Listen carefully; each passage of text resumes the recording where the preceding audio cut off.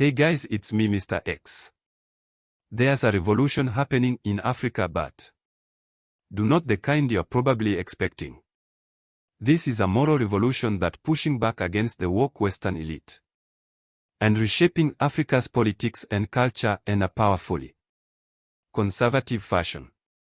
We're going to take a look at the latest heated exchange between one African leader and the President of France. How that clash representatives mass of moral uprising going on in Africa. At what it all means for the rise of a new conservative age. African leaders are increasingly publicly standing up to your VPN elites, telling them, in no uncertain terms, that their days of dictating political policies for increasingly conservative African nations are over.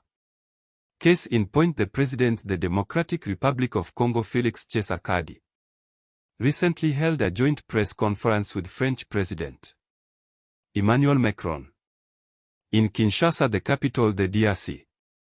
And fireworks broke out between the two. Now, if you're listening by podcast, I'll explain what they are saying today to each other in just a moment.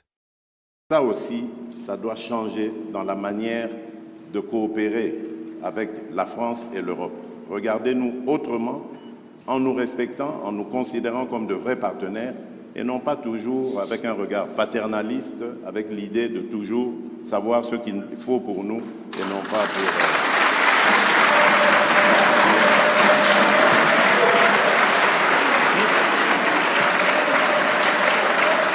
Voilà. Si le président Tshisekedi m'y autorise, je voudrais apporter un commentaire au commentaire. Je m'explique. Parce que le président a parlé de la France en répondant à la question. Quand un ou une journaliste française pose une question, ça n'est pas le gouvernement de la France. Et c'est bien comme ça. Mais il ne faut pas tout confondre. Non, parce que non, mais c'est pas une position de la France. Je faisais allusion. Parce qu'il n'y a pas de, il y en a eu. Je faisais allusion au propos de Le Drian. Lui, il est officiel français. Oui, mais le compromis à l'africaine, c'est Le Drian, c'est pas la journaliste. C'est exact, mais ce compromis. Mais the president of Congo said, "You must begin respect us and stop treating us and talking to us in a patronizing and paternalistic way. As if you're always absolutely right and we are always wrong." And you heard that people applauding there. Macron was clearly flustered by that. He's totally blindsided. He wasn't prepared to get challenged like that in a press conference, and so he tried to spin it by blaming this on some French reporter who asked a question earlier in the press conference that may have sounded condescending to the president of the Congo. And Macron said that this reporter doesn't speak for France. We have to make that distinction. Don't equate between the two. Now Macron, though he was digging himself out of a hole, with that he had another thing coming, because just a Gettifier right back, and that's when you heard them say no. And he made it clear that he was explicitly talking about condescending comments made by France's foreign minister. He wasn't referring to a journalist. He can make that distinction on his own. He doesn't need Macron to teach him that.